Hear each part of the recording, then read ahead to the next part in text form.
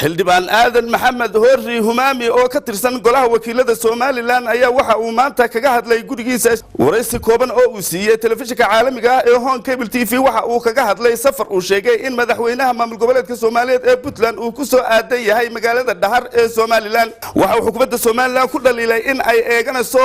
safarada ay madaxda Puntland ku imanayaan gobolada bariga Soomaaliland waxa uu yidhi umadaan soo jeedinaya Soomaaliland de Puntland baa qaybta dawladdu deegaanada qaybtii bari de Puntland baa loo daayay ayaan filaya way sidaasay u imanayaan oo u tagayaan oo aan suuqna lagoornayn lagana hadlayn wax laga qabanayaan jirin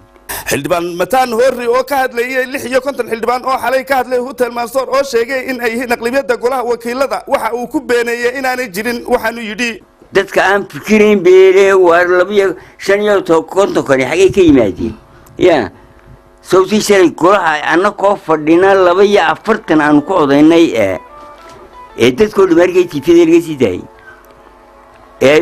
ma afarna diiday maxaan ku leeyahay in kalena ay naga aamusay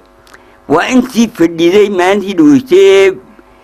inta de 40 ka badana u footaysay wixii gudoomiyuu doonayay inta ayare kalena ka aamusaa malaha 250 waxay sheegayeen isku noqonaysay intii baan waxaan nabay leeyahay intii aan banaan ku fadhina haddii taa yihiin maxay banaanka u fadhiyaan may kula fursad ma wax doona sameeyaa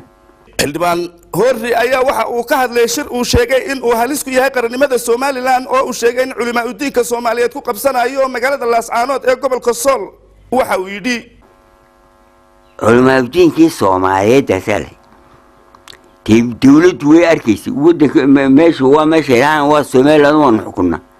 waa la wada maqlaayay wax على شغل ساقنا تن يمرض حلقلهم gabagabadii mataan hoori waxa uu ammaan balaaran u soo jeediyay qoraaga wasiirkii hore wasaaradda warfaafinta Soomaaliland Booba Yuusuf Ducaale oo uu sheegay in uu xalay ka hadlayay warbaahinta hadallo uu ku taageeray